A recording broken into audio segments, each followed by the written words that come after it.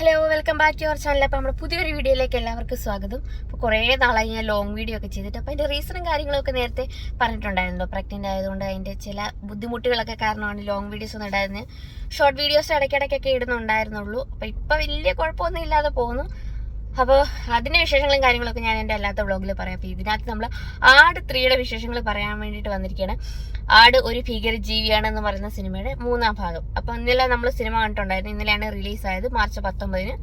സിനിമയെ പറ്റി ഓവറോൾ പറയുകയാണെങ്കിൽ നല്ല സിനിമയാണ്. കോമഡി ഇഷ്ടപ്പെടുന്നവർക്കൊക്കെ ഇഷ്ടപ്പെടുന്ന ഒരു അടിപൊളി കിഡിലൻ സിനിമയാണെന്ന് തന്നെ പറയാം. വലിയ ലോജിക്കും കാര്യങ്ങളും അതിപ്പം എല്ലാ സിനിമകളിലും ഇപ്പം ഇറങ്ങുന്ന എല്ലാ സിനിമകളിലും വലിയ ലോജിക്കൊന്നും നമ്മൾ എക്സ്പെക്ട് ചെയ്യേണ്ട കാര്യമില്ല. അങ്ങനെ ലോജിക്കൊന്നും നോക്കാതിരുന്നു കഴിഞ്ഞാൽ നല്ല കിഡിലൻ ഒരു സിനിമ തന്നെയാണ് ആട്.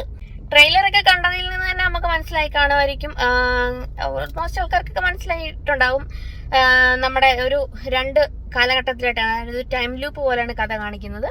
അപ്പോൾ അത് 2 കഥയും നല്ല രീതിയിൽ വർക്ക് ഔട്ട് ആയിട്ടുണ്ട്. പഴയ കാലമാണെങ്കിലും പുതിയ കാലമാണെങ്കിലും നല്ല രീതിയിൽ തന്നെ കോമഡി പടമാണ് കേട്ടോ. നമ്മളല്ലാതെ വേറെ ഒന്നും നമ്മൾ ഈ ആക്ഷൻ സിനിമ അങ്ങനെയുള്ള വലിയ ത്രില്ലർ പടമോ അങ്ങനെയുള്ളതൊന്നും എക്സ്പെക്ട് ചെയ്യരുത്. ഇതിൽ നിന്ന് തന്നെ നമ്മുടെ ആട് 1ഉം 2ൽ നിന്നൊക്കെ വ്യത്യാസമായിരിക്കും എന്ന് പറഞ്ഞെങ്കിലും കോമഡി സിനിമ തന്നെയാണ് കേട്ടോ. അല്ലാതെ വേറൊരു തലത്തിലോട്ടൊന്നും സിനിമ പോയിട്ടുണ്ട് ഒരു ത്രില്ലറോ അല്ലെങ്കിൽ വലിയ കഥകളോ അങ്ങനെയൊന്നുമില്ല. ഒരു കോമഡി സിനിമ തന്നെയാണ്.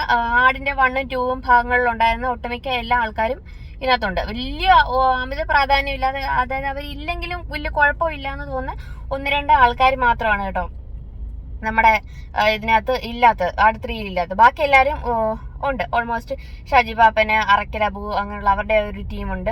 പിന്നെ നമ്മുടെ ഡൂഡ്, അങ്ങനെയുള്ള എല്ലാ ക്യാരക്ടേഴ്സും ഉണ്ട്. പിന്നെ ഫസ്റ്റ് പാർട്ട് ഉണ്ടായിട്ടും സെക്കൻഡ് പാർട്ടിൽ കാണിക്കാതെ, അതായത് ജസ്റ്റ് അവരെ പറ്റി പറഞ്ഞ് മാത്രം പോകുന്ന 1-2 ക്യാരക്ടേഴ്സ് ഉണ്ടായിരുന്നു. നമ്മുടെ അജു വർഗീസ്, അതുപോലെ തന്നെ നമ്മുടെ ജയസൂര്യയുടെ ചേട്ടനായിട്ട് രഞ്ജി പണിക്കര് വരുന്നത്, അതൊക്കെ സെക്കൻഡ് പാർട്ടിൽ അവർ രണ്ടും ഇല്ലായിരുന്നു.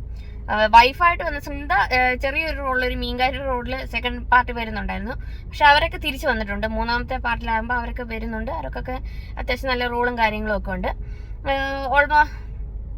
പിന്നെ ഷാജി പാപ്പന്റെ ഗ്യാങ്ങിൽ ഒരാൾ കുറഞ്ഞത് കൊണ്ടാണെന്ന് തോന്നുന്നു നമ്മുടെ ഫക്രുവിനെ ആഡ് ചെയ്തിട്ടുണ്ട്. പക്ഷെ അത്ര എനിക്കൊരു വലിയ ഇമ്പോർട്ടൻ്റ് ഒന്നും ഉള്ളൊരു റോളായിട്ട് എനിക്ക് തോന്നിയില്ല ഫക്രുവിന്റെ ആ ഒരു ക്യാരക്ടർ. കാരണം ആ ഒരു ക്യാരക്ടർ ഉണ്ടായിരുന്നെങ്കിലും ഇല്ലെങ്കിലും പ്രത്യേകിച്ച് ആട് 3 എന്ന് പറയുന്ന സിനിമയ്ക്ക് കാര്യമായിട്ടൊന്നും സംഭവിക്കില്ല. അതുപോലൊരു ക്യാരക്ടറാണ്. വലിയ അലമ്പോ കാര്യങ്ങളൊന്നുമില്ല, അലമ്പാക്കും എന്നൊക്കെ പറഞ്ഞിട്ട് അങ്ങനെയൊന്നുമില്ല. അതിന്റെ ഒരു ക്യാരക്ടർ വിദേശത്തായിട്ടുള്ളതായിട്ടാണ് കാണിക്കുന്നത്. അപ്പൊ അതിന് പകരം എനിക്ക് തോന്നുന്നു അവരൊരു 7 പേരുള്ള ഒരു ടീം, അപ്പൊ അതിൽ ഒരു 7 പേരെ തികയ്ക്കാൻ വേണ്ടിയിട്ട് പിന്നെ ആഡ് ചെയ്തു എന്നുള്ളതേ ഉള്ളൂ. അല്ലാതെ പ്രത്യേകിച്ച് ഫാക്ട് വലിയ റൂളും കാര്യങ്ങളൊന്നുമില്ല.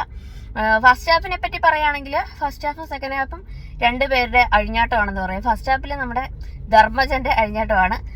ഈ ടൈം ലൂപ്പിൽ കഥ പോകുന്നത് കൊണ്ട് തന്നെ ഒരാൾക്ക് തന്നെ 2 ക്യാരക്ടറും 3 ക്യാരക്ടറും ഒക്കെ വരുന്നുണ്ട്. അതിൽ ഫസ്റ്റ് ഹാഫിൽ ധർമ്മജൻ കിടുക്കിയിട്ടുണ്ട്. പുള്ളിയുടെ കോമഡിയും കാര്യങ്ങളൊക്കെ അത് ലൂപ്പിലേക്ക് പോകുന്ന സമയം, നമ്മുടെ ഓൾഡ് ജനറേഷനിലേക്ക് പോകുന്ന സമയത്താണെങ്കിലും ഇപ്പോഴത്തെ ആണെങ്കിലും ധർമ്മജന്റെ ഒരു അഴിഞ്ഞാട്ടം തന്നെയാണ് ഫസ്റ്റ് ഹാഫ് എന്ന് പറയുന്നത്. പിന്നെ എനിക്ക് പേഴ്സണലി ഇഷ്ടമുള്ളൊരു കഥാപാത്രമാണ് ഡൂഡ് എന്ന് പറയുന്നത്. നമ്മുടെ വിനായകൻ ഡൂഡ് എന്ന് പറയുന്ന ക്യാരക്ടർ. ഫസ്റ്റ് ഹാഫിൽ ഡൂഡിന് അത്ര വലിയ പ്രാധാന്യമല്ല, വലുതായിട്ടൊന്നും കാണിക്കുന്നൊന്നുമില്ല. ജസ്റ്റ് പുള്ളി അവിടെ എവിടെയൊക്കെ മിന്നായം പോലൊക്കെ. അതിപ്പോ നമുക്ക് ഡൂഡിനെ കാണുമ്പോൾ ഒരു ഇതെന്ന് പറഞ്ഞു കഴിഞ്ഞാൽ രാജാവായിട്ട് കാണിച്ചാലും, അതല്ല നമ്മുടെ സെക്കൻഡ് പാർട്ടിലേക്ക് സുലൈമാനായിട്ടൊക്കെ വന്നിട്ടുണ്ടല്ലോ, ഹോട്ടൽ പണിക്കാരൻ, അങ്ങനെയൊക്കെ കാണിച്ചാലും നമുക്ക് ഒരു പഞ്ച് വരത്തില്ല. നമുക്ക് ഡൂഡിനെ എന്ന് പറഞ്ഞു കഴിഞ്ഞാൽ ആ ഒരു ചുവന്ന കോട്ടും ഒക്കെ ഇട്ട് പുള്ളി വരുന്ന ആ ഒരു ലുക്കിലാണ് ഡൂഡിനെ കാണാനായിട്ട് ഇഷ്ടം. അപ്പൊ അതൊക്കെ എക്സ്പെക്ട് ചെയ്യുന്നത്. അതായത് ഡൂഡിന്റെ ഒരു എൻട്രി എന്ന് പറയുന്നത് നമുക്ക് സെക്കൻഡ് ഹാഫ് വരെ വെയിറ്റ് ചെയ്യേണ്ടി വരും. കാരണം സെക്കൻഡ് ഹാഫിൽ പിന്നെ വിനായകൻ വന്നു കഴിഞ്ഞാൽ വിനായകന്റെ അഴിഞ്ഞാട്ടമാണ്, പുള്ളിയുടെ ഒരു മാസ് എൻട്രിയും, അപ്പോൾ ഒരു കോമഡി സീനും കാര്യങ്ങളും ഒക്കെ ഉണ്ട്. പിന്നെ കഥ പോകുന്നതെന്ന് പറഞ്ഞാൽ ഫസ്റ്റ് പാർട്ടില് നമ്മുടെ നീലക്കൊടുവേലി തേടി പോയി, സെക്കൻഡ് പാർട്ടിൽ നമ്മുടെ കമ്മട്ടത്തിന്റെ പുറകെ പോയി, അതുപോലൊക്കെ ഒരു ഐറ്റത്തിന്റെ ഒരു പർട്ടിക്കുലർ സാധനം തേടി നടക്കുന്നതാണ് ഇതിലും ഉള്ളത്. അതെന്താണെന്ന് കാര്യങ്ങളൊന്നും പറയുന്നില്ല.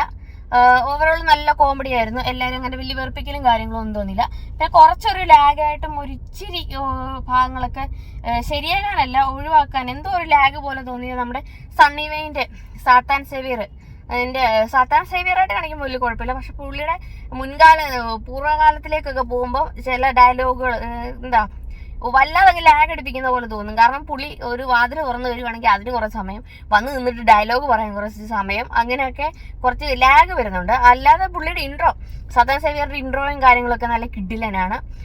അതുപോലെ തന്നെ ഡൂഡിന്റെ എൻട്രി എന്ന് പറയുന്നത്, അതായത് ഡൂഡായിട്ട് വരുന്ന നമ്മളെ എക്സ്പെക്ട് ചെയ്യുന്ന നമ്മുടെ ആ ഡൂഡായിട്ട് വരുന്ന ഒരു എൻട്രി ഉണ്ട്. അതിൽ കിഡിലാണ്. നമുക്ക് ആ ഒരു സിറ്റുവേഷനിൽ പുള്ളി വരും എന്നറിയാം, കാരണം എൻട്രി നമ്മൾ പ്രതീക്ഷിക്കുന്നുണ്ട്. എല്ലാവരും കൂടെ ഉള്ളൊരു സീനാണ്, അപ്പോൾ വരുമെന്ന് പ്രതീക്ഷിക്കാം. പക്ഷെ പുള്ളി നമ്മൾ ആരും പ്രതീക്ഷിക്കാത്തൊരു രീതിയിലുള്ള നല്ല കിഡിലൻ കോമഡി രംഗത്തിലൂടെയാണ് എൻട്രി ചെയ്യുന്നത്.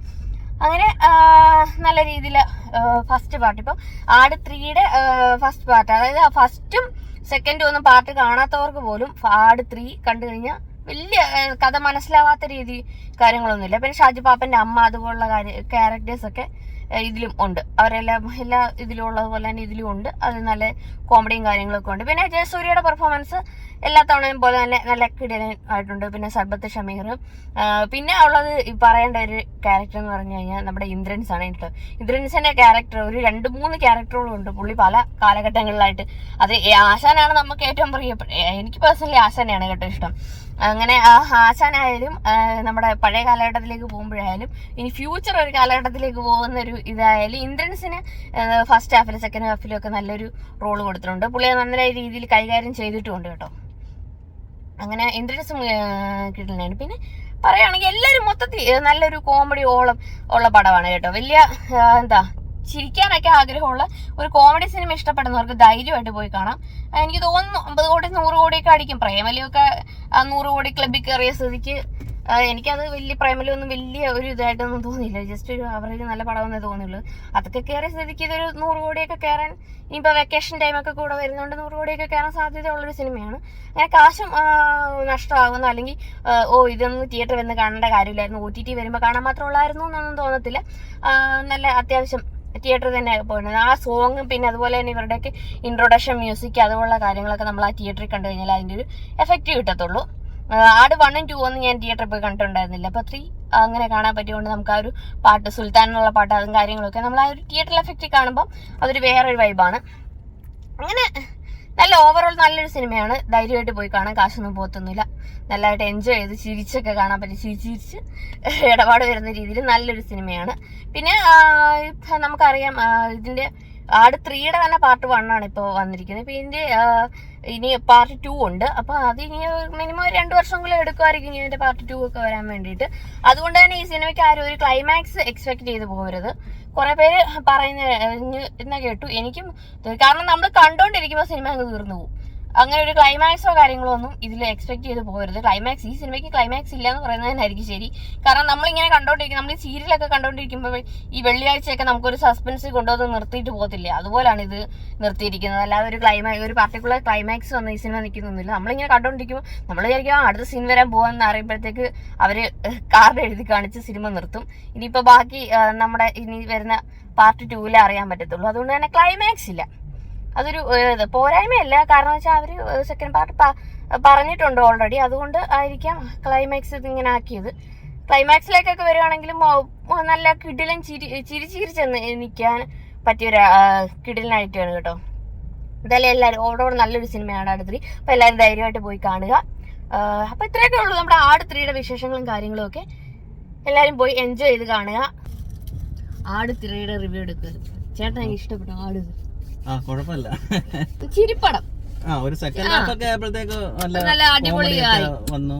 ഫസ്റ്റ് ഹാഫിൽ എനിക്ക് തോന്നുന്നു ആ ഒരു സാത്താൻ സേവിയറിന്റെ ചെറിയൊരു സണ്ണിവേന്റെ ഭാഗമാണ് കുറച്ച് ലാഗായിട്ട് തോന്നി. ബാക്കിയെല്ലാം അടിപൊളിയായിരുന്നു. സെക്കൻഡ് ഹാഫ് ഒത്തിരി ചിരിക്കാറുണ്ട്. നമ്മുടെ ഇത് വിനായകൻ വന്നു കഴിയുമ്പോഴാണ് കൂടുതൽ. വിനായകന്റെ ഒരു ക്ലൈമാക്സ് എടുക്കുമ്പോൾ ഒരു എൻട്രി ഉണ്ട്, അത് അടിപൊളി എൻട്രിയാണ്. അങ്ങനെ അപ്പൊ എല്ലാരും പോയി കാണുക. ആട് 3 നല്ല കിടിലൻ പടമാണ്.